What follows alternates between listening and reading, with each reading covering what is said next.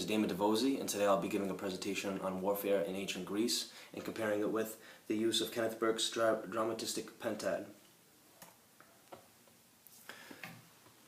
This presentation explores the art of war in this time, the tactics they used and if those tactics were effective, what it took to be a soldier, how important they were to their city and state.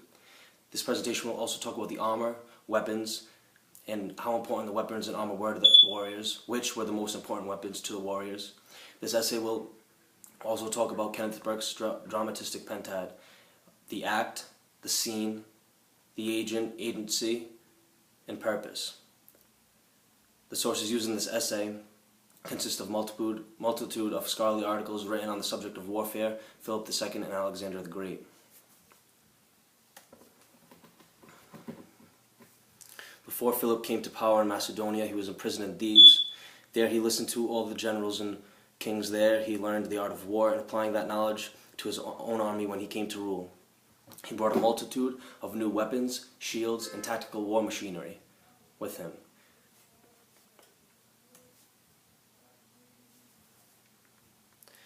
Philip introduced a large spear approximately 6 meters long, known as the sarissa, which will come into play on the next slide.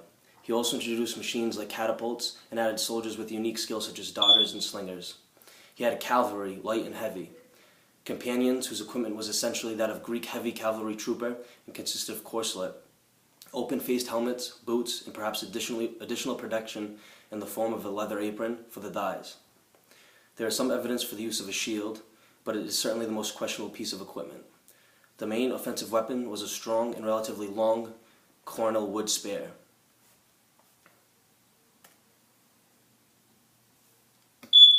Philip developed the phalanx as well, which was a square formation of soldiers from 8 to 36 men deep. They stood in a square formation. When they stood in formation and held their sarissas vertically in the air, it would shield the rest of the troops behind them, making it difficult for the enemy to get a good visualization of the army. Most of all, the size of the army. When held horizontally, it could cause major damage from a safe distance of 18 to 20 feet.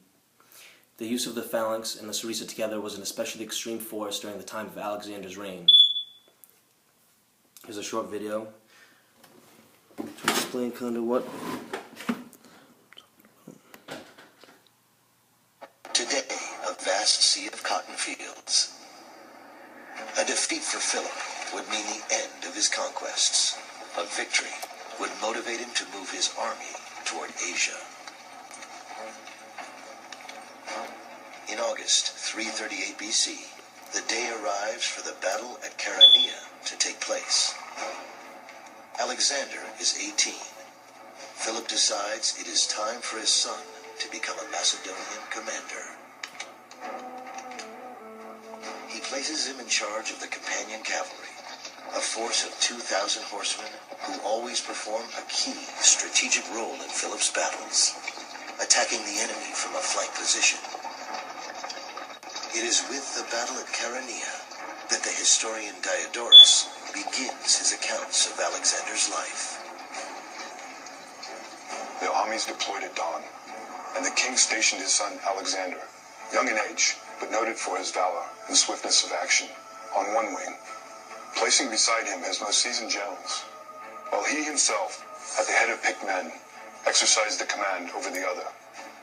Individual units were stationed where the occasion required. On the other side, dividing the line according to nationality, the Athenians assigned one wing to the Thebans, and kept command of the others themselves. I am standing on the site of the Battle of Chaeronea. King Philip begins the battle by sending his Macedonian phalanx forward.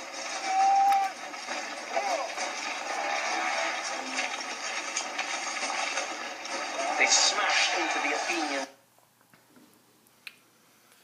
The rhetorical theory, like I said, I used was Burke's pentad theory.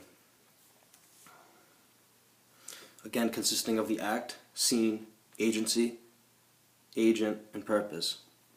The act is war. These are the battles between the Macedonian conquerors and the rest of the Greek nations, and soon to be the rest of the world.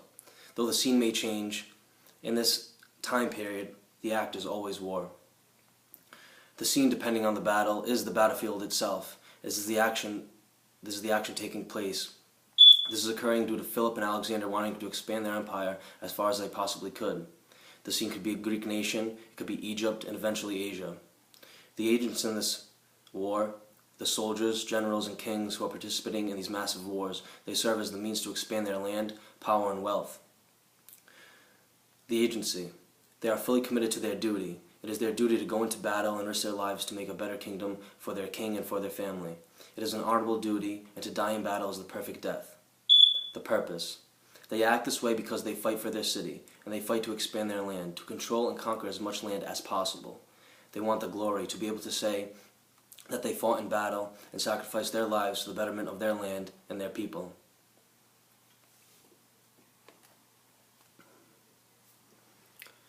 I discussed the war tactics, weaponry, soldiers' duty, and commitment that they had during these wars.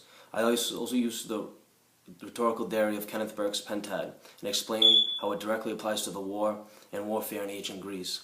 War is much like that of a play, of a story, and there will continue to be war and stories of battle for as long as we're here. Thank you, and that is all.